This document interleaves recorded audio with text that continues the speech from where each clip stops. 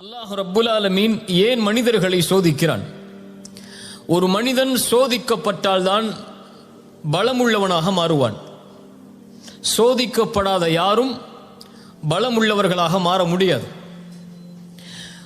இந்த உலகத்திலே கிடைக்கக்கூடிய விலையுயர்ந்த உலோகங்களாக எதுவாக இருக்கலாம், அவற்றை உருவாக்குவதற்கு பல சிரமங்கள் தேவை. அது பல வடிவ மாற்றங்களுக்கு உட்படுத்தப்பட வேண்டும். அப்படியா இல்லையா? அந்த வடிவ மாற்றங்களுக்கு உட்படுத்தப்பட்டால்தான் அது உயர்தர நிலைக்கு வர முடியும். தங்கமாக இருக்கலாம், வைடூரியமாக இருக்கலாம், எதுவாக இருந்தாலும் சரி.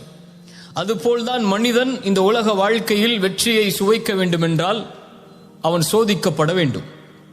தோல்விகளையும் விமர்சனங்களையும் அல்லது புறக்கணிக்கப்படக்கூடிய நிலைமைகளையும் சந்திக்காமல் இந்த உலகத்தில் யாரும் வெற்றியை அனுபவிக்க முடியாது.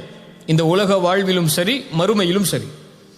சோதனைக்கு உள்ளாக்கப்பட்டால்தான் வெற்றி கிடைக்கும். தோல்வியை சந்தித்தால்தான் ஒருவன் வெற்றியை சுவைக்க முடியும். தோல்வியை சந்திக்காத வெற்றியாக இந்த உலகத்திலும் நாளை மறுமையிலும் கணக்கிடப்படாது.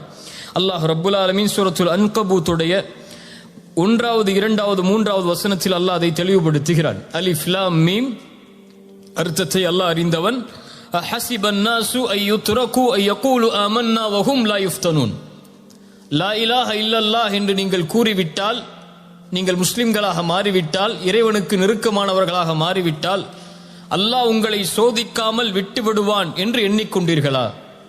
வலகத் ஃபதன்னா, இறைவன் சோதித்திருக்கிறான் உங்களுக்கு முன்னால் உள்ள சமூகத்தையும்.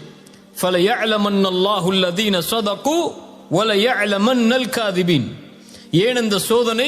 அந்த சோதித்து யார் வெற்றி பெறுபவர்கள், யார் உண்மையாளர்கள், அதில் யார் தோற்று பொய்யர்களாக மாறுபவர்கள் என்பதை இறைவன் பிரித்தறிந்துதான் உங்கள் ஈமானை இறைவன் அங்கீகரிப்பான்.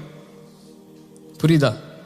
யாராக இருந்தாலும் சரி, அவர்கள் இந்த உலகத்திலேயே உயர்ந்த நபிமார்களாக இருந்தாலும் சரி, அல்லது ஈமானில் கடைசி தரமுடையவனாக இருந்தாலும் சரி, இறைவனையே மறுக்கக்கூடியவனாக இருந்தாலும் சரி, எல்லோர்களுக்கும் இந்த சோதனை என்பது பொதுவானது. பாவிகளை, இறைவனுக்கு மாறு செய்பவர்களை மட்டும்தான் இறைவன் சோதிப்பான் என்றால் நபிமார்கள் இறைவனால் சோதிக்கப்பட்டிருக்க மாட்டார்கள். மேயா இல்லையா? இப்ப நபிமார்களையும் இறைவன் சோதித்திருக்கிறான், பசியை கொண்டு சோதித்திருக்கிறான், அவர்களை மறுக்கக்கூடியவர்களை அவர்களுடைய உறவிலிருந்தே ஏற்படுத்தி சோதித்திருக்கிறான். நபி நூஹை சோதித்தான், யாரை கொண்டு? மகனை கொண்டு. நபி லூத்தை சோதித்தான், யாரை கொண்டு? மனைவியை கொண்டு. இப்ராஹிமை சோதித்தான், தந்தையை கொண்டு. அல்லாஹுடைய ரசூலை சோதித்தான், அவர்கள் விரும்பியவர்களுக்கு ஹிதாயத்தை வழங்காமல். அல்லாஹ் ரப்புல் ஆலமீன் பாவிகளை மட்டும்தான் சோதிப்பான் என்று கிடையாது. அல்லதி ஹலகல் மௌத வல் ஹயாத, சூரத்துல் முல்க் 2வது வசனம். அல்லாஹ் சொல்கிறான், அல்லதி ஹலகல் மௌத வல் ஹயாத லியப்லுவக்கும் அய்யுக்கும் அஹ்ஸனு அமலா. வாழ்வையும் மரணத்தையும் இறைவன் ஏற்படுத்தியதன் நோக்கமே சோதனைக்காகத்தான். இப்ப சோதனை என்பது இந்த உலகத்திலே பொதுவானது. ஆனால் மனிதர்களை பொறுத்தவரை இழப்புகளை மட்டும்தான் சோதனையாக மனிதர்கள் கருதுவார்களே தவிர பெறுவதை சோதனையாக கருத மாட்டார்கள். செல்வம் கிடைப்பதை யாரும் சோதனையாக கருதுவதில்லை. செல்வம் எடுக்கப்பட்டால் தான் இறைவன் சோதிக்கின்றானா என்ற கேள்வி வருகிறது. சுகமாக வாழும் போது இறைவன் சோதிக்கிறானா என்ற கேள்வி யாருக்கும் வருவதில்லை. நோய் ஏற்பட்டால் தான் இறைவன் சோதிக்கிறானா என்ற கேள்வி வருகிறது. வியாபாரத்தில் லாபம் கிடைத்தால் இறைவன் சோதிக்கிறானா என்ற கேள்வி வருவதில்லை. வியாபாரத்தில் நஷ்டமடைந்து ஏமாற்றப்பட்டால் அவன் நினைக்கிறான் இறைவன் என்னை சோதிக்கிறான் என்று. அல்லாஹுடைய பார்வையில் எல்லாம் சோதனை தான். மனிதனை பொறுத்தவரை இழப்புகள் மட்டும்தான் சோதனை. அப்படி மனிதனாக இருந்து இழப்புகளை மட்டும் நீ சோதனையாக கருதினால் வபஷ்ஷிரிஸ் சாபிரின், பொறுமையாளர்களுக்கு நற்செய்தி உண்டு. பொறுமையாளர்கள் என்றால் யார்? யார்? சோதனை வந்துருச்சுன்னு கதவை போட்டுக்கிட்டு வீட்டில் உட்கார்றவங்க பொறுமையாளர்களா? அல்லாஹ் கொடுத்ததில் பொறுமையை கடைபிடிப்பவர்கள், அல்லாஹ் சோதித்ததில் பொறுமையோடு முயற்சி செய்பவர்கள், அல்லாஹ் சோதித்ததில் அந்த சோதனையிலிருந்து வெளியேறுவதற்கு அல்லாஹ் கொடுக்கக்கூடியவற்றை சகித்துக் கொண்டு முன்னேறுபவர்கள், இவர்களால் தான் வெற்றியை சுவைக்க முடியும் என்று இந்த குர்ஆனுடைய வசனம் சொல்லுகிறது. இந்த உலகத்திலே மனிதன் துவளக்கூடிய முக்கியமான சூழல் செல்வம் எடுக்கப்படும் போது, செல்வம் அவனிடமிருந்து குறைக்கப்படும் போதோ அல்லது முழுவதுமாக எடுக்கப்படும் போதோ, அல்லது உறவுகள் அவனை விட்டு பிரியும் நேரத்தில், அல்லது அவன் நினைத்த உறவு அவனுக்கு அமையாத நேரத்தில். அவன் நினைத்த உறவு என்றால் அவன் திருமணம் செய்ய நினைத்த உறவு அவனுக்கு அமையாத நேரத்தில். இந்த உலகத்துடைய சோதனை, உலகத்துடைய கவலை என்று பார்த்தால், ஒன்று செல்வமில்லாத கவலை, இன்னொன்று அவன் நினைத்த வாழ்வு அமையாத கவலை. இப்படி இந்த உலகத்திலே கவலைக்குரிய காரணங்கள் என்று ஏராளமாக எடுத்துக்கொண்டே போகலாம். அல்லாஹுடைய மார்க்கம் இதில் நமக்கு தரக்கூடிய விளக்கு என்ன? ரசூலுல்லாஹி ஸல்லல்லாஹு அலைஹி வஸல்லம் சொன்னார்கள், ஃபைன் அஸாபக ஷைஉன், உனக்கு ஏதாவது ஒரு சோதனை ஏற்பட்டால், ஃபலா தகுல் லவ் அன்னி ஃபஅல்து கதா வ கதா, நான் அப்படி செய்திருந்தால் நடந்திருக்காது, நான் இப்படி செய்திருந்தால் நடந்திருக்காது என்று சொல்லாதே.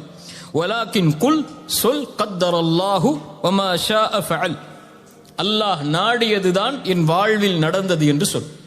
இப்போ ஒரு முஸ்லிமை பொறுத்தவரை, ஒரு முஹ்சினை பொறுத்தவரை, இந்த உலக வாழ்க்கை என்பது அவன் விரும்பியது போல் நடக்காது. அல்லாஹ் விதித்ததின்படிதான் அவனுடைய வாழ்வு இருக்கும். திரும்ப சொல்றேன், ஒரு முஸ்லிமை பொறுத்தவரை அவன் விரும்பியது நடக்காது. அல்லாஹ் எதை விதித்தானோ, அவனுக்கென்று எது முடிவு செய்யப்பட்டிருக்கிறதோ அதுதான் வாழ்வில் நடக்கும். அதனால் இந்த உலகத்தில் ஒரு முஹ்சினை பொறுத்தவரை எது அவனிடத்திலிருந்து எடுக்கப்பட்டாலும், எது அவன் விரும்பியது நடக்காவிட்டாலும், அவன் தேடிய உறவு கைகூடாவிட்டாலும், அவனை பொறுத்தவரை அவன் மனதில் நினைப்பது இது அல்லாஹுடைய நாட்டத்தில் உள்ளது. என் இறைவன் எனக்கு எப்போதும் நலவைத்தான் நாடி இருப்பான். எனக்கு அநீதம் செய்பவன் இறைவன் அல்ல, எனக்கு நலவு செய்பவன் தான் என் இறைவன். என் தாய் எனக்கு கெடுதல் நினைக்க மாட்டாள், என் தந்தை எனக்கு கெடுதல் நினைக்க மாட்டாள், என்னை நேசிக்கக்கூடியவன் எனக்கு கெடுதல் நினைக்க மாட்டான். அதுபோல்தான் என்னை படைத்தவன் இவர்களை விடவெல்லாம் மேலானவன், அவன் ஒருபோதும் எனக்கு கெடுதல் நினைத்திருக்க மாட்டான். அவன் நாடியது நடந்திருக்கிறது, நடப்பது எனக்கு நல்லது, நான் அதை விரும்பாவிட்டாலும் என்பதைத்தான் ஒரு முஃமின் தன்னுடைய வாழ்க்கையின் அடிப்படையாக கொண்டிருப்பான். அல்லாஹ் அதைத்தான் சொல்கிறான், ஒன்றை நீங்கள் வெறுப்பீர்கள், ஆனால் அது உங்களுக்கு சிறந்ததாக அமையும். நீங்கள் ஒன்றை நேசிப்பீர்கள், அது உங்களுக்கு தீயதாக அமைந்திருக்கும். வல்லாஹு யஅலம் வ அன்தும் லா தஅலமூன், அல்லாஹ் தான் அறிந்தவன், நீங்கள் அறியாதவர்கள். உங்களை படைத்த இறைவன் தான் உங்களுக்கு எது நலவு என்று தெரிந்தவன். இந்த நேரத்தில் இந்த செல்வம் குறைக்கப்படுவதால் என்ன நலவு இருக்கிறது என்பதை இறைவன் அறிந்தவன். வபஷ்ஷிரி ஸாபிரின், நீ பொறுமையோடு இருந்து உன் பாதையில் செல், நீ அறிந்து கொள்வாய் அது என்ன நலவு என்று. உனக்கு ஒரு உறவு கைகூடாவிட்டால், நீ விரும்பிய வாழ்வு உனக்கு அமையாவிட்டால், விரும்பாத வாழ்வு அமைந்து விட்டால் ஏற்றுக்கொள், இறைவன் அதைத்தான் உனக்கு விதித்திருக்கிறான். ஏன் அல்லாஹ் விதித்திருக்கிறான் என்ற கேள்விக்கு பதிலை தேட வேண்டும் என்றால் பொறுமையோடு இரு. பொறுமையோடு இருந்தால் ஏன் இது நடக்கிறது என்பதை நீ அறிந்து கொள்வாய். அல்லாஹுடைய தூதர் ஸல்லல்லாஹு அலைஹி வஸல்லம் அவர்கள் உம்மு சலமா ரலியல்லாஹு அன்ஹா அவர்களுடைய கணவன் அபூ சலமா மரணித்ததற்கு பிறகு ஒரு செய்தியை சொல்லி அனுப்புகிறார்கள். உம்மு சலமாவிற்கு சொல்லுங்கள் ரலியல்லாஹு அன்ஹா, ஒரு முஸ்லிம் சோதிக்கப்பட்டால் அவன் சொல்லட்டும், அல்லாஹ் ரப்புல் ஆலமீன் நாடியதுதான் நடந்திருக்கிறது. இன்னா லில்லாஹி வ இன்னா இலைஹி ராஜிஊன், யா அல்லாஹ் இந்த முசீபத்தை என்னிடத்திலிருந்து நீக்கி இதற்கு பதிலான நலவை என்னுடைய வாழ்வில் ஏற்படுத்து என்று சொல்லட்டும் என்று உம்மு சலமாவிற்கு ரசூலுல்லாஹி ஸல்லல்லாஹு அலைஹி வஸல்லம் செய்தி அனுப்புகிறார்கள். அவருடைய கணவனுடைய மரணத்திற்காக ஒரு உறவை பிரிகிறார்கள். என்ன சொல்லுகிறார்கள்? யா அல்லாஹ் எனக்கு சிறந்ததை கொடு என்று கேட்க சொல்லுகிறார்கள். உம்மு சலமா அறிவாளி, உடனே சொன்னார்கள், அபூ சலமாவை விட சிறந்த கணவரை அல்லாஹ் எனக்கு கொடுப்பாடா என்று. என்ன கேட்டார்கள்? அபூ சலமாவை விட சிறந்த கணவரை இறைவனுக்கு கொடுக்க முடியுமா என்று. அல்லாஹ் ரப்புல் ஆலமீன் அந்த கேள்விக்கு பதிலாக அல்லாஹுடைய ரசூலை கொடுத்தான். ரசூலை விட அபூ சலமா பெரியவர் அல்ல, சிறந்தவராக இருக்கவும் முடியாது. ரசூலுல்லாஹி ஸல்லல்லாஹு அலைஹி வஸல்லம் அவர்களை அல்லாஹ் ரப்புல் ஆலமீன் திருமணம் முடித்து கொடுத்தான். இந்த உலக வாழ்வு இப்படித்தான். ஃபஇன்ன மஅல் உஸ்ரி யுஸ்ரன், இன்ன மஅல் உஸ்ரி யுஸ்ரா.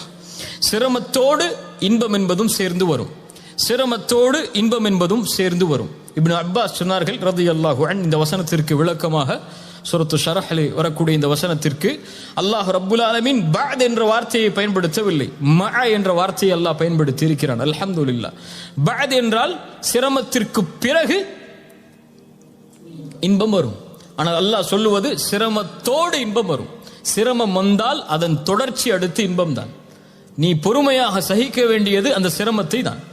இருள் இருக்கிறது என்றால் நீ கழிக்க வேண்டியது அந்த இருளைத்தான். வெளிச்சம் மறுநாள் காலையில் இருக்கிறது. நீ கவலையில் இருளாகிவிட்டது என்று நினைத்தால் வெளிச்சத்தை பார்க்க முடியாது.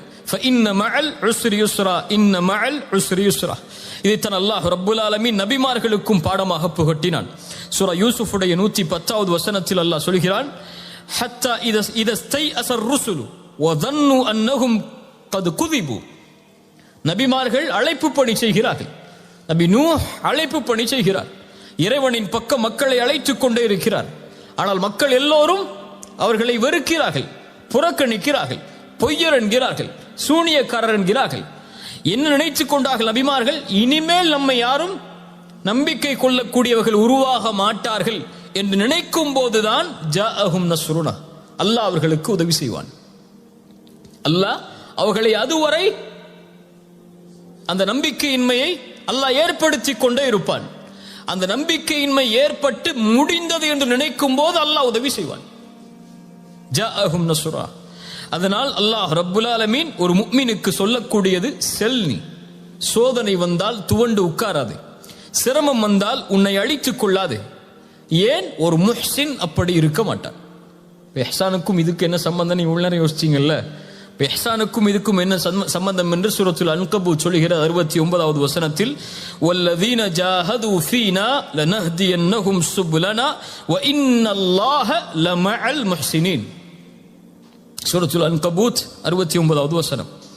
வல்லதீன ஜாஹது ஃபீனா, எம்முடைய பாதையில் யார் முயற்சி செய்கிறார்களோ, வரக்கூடிய சோதனைகளில், வரக்கூடிய சிரமங்களில், வரக்கூடிய இழப்புகளில் யார் எம்முடைய பாதையில், அதாவது அல்லாஹ்விற்காக, அல்லாஹ்வை நோக்கமாக கொண்டு, அல்லாஹ்வை மனதில் நிறுத்தி யார் முயற்சி செய்கிறார்களோ, நிச்சயமாக நாம் அவர்களின் பாதையை திறந்து வைத்தே தீருவோம். லனஹ்தியன்னஹும் சுப்லனா. ஏன்? வ இன்னல்லாஹ லமஅல் முஹ்சினீன். இப்படி போராடக்கூடிய, இப்படி சிரமங்களை எதிர்த்து நிற்கக்கூடிய, இப்படி சோதனையின் போது முயற்சி செய்யக்கூடிய இந்த முஹ்சின்களோடு அல்லாஹ் இருக்கிறான். இப்ப சோதனைகளில் போராடுபவன் முஹ்சின், சோதனைகளை எதிர்கொள்பவன் முஹ்சின், சோதனையில் வெற்றி காண்பதற்காக முயற்சி செய்பவன் முஹ்சின். அவன் மனதிலே நினைப்பது அல்லாஹ்வுடைய நாட்டம் நடந்திருக்கிறது. ஒவ்வொன்றிற்கும் ஒரு காலம் உண்டு.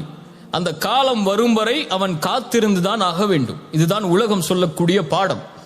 ஒரு மரம் மரமாக வேண்டுமென்றால் அதற்கென்று ஒரு காலம் இருக்கிறது. ஒரு கட்டிடம் கட்டிடமாக உருவாக வேண்டுமென்றால் அதற்கென்று ஒரு காலம் இருக்கிறது. இந்த உலகத்திலே ஒவ்வொன்றுக்கும் ஒரு காலம் இருக்கிறது. அந்த காலம் வரும் வரை பொறுமையோடு இருந்து முயற்சி செய்பவர்கள் வெற்றி பெறுவார்கள். இன்றே நடக்க வேண்டும் என்று நினைப்பவர்கள் கவலையையும் துன்பத்தையும் தன்னுடைய வாழ்வில் இணைத்துக் கொண்டே நகர்ந்து கொண்டிருப்பார்கள். காலம் வரும் வரை முயற்சியை கைவிடாமல் யார் முயற்சி செய்கிறார்களோ அவர்களுக்கு அல்லாஹ் ரப்புல் ஆலமீன் உதவி செய்து கொண்டே இருப்பான். மனிதனாக பிறந்தவன் முயற்சி செய்து கொண்டே இருப்பான். துவண்டு உட்காருவது மனிதனுடைய குணமல்ல. அவனுக்கு முடியும் வரை அவன் போராடி கொண்டே இருப்பான். அவனுடைய காலம் வரும் வரை அவன் காத்து கொண்டே இருப்பான். சிலருக்கு 25 வயசுல அவங்களுடைய வாழ்க்கை அமைஞ்சிருக்கும். சிலருக்கு 30 வயசுல தான் அமையும்னா 30 வயசு வரை அவன் காத்திருந்ததா ஆகணும்.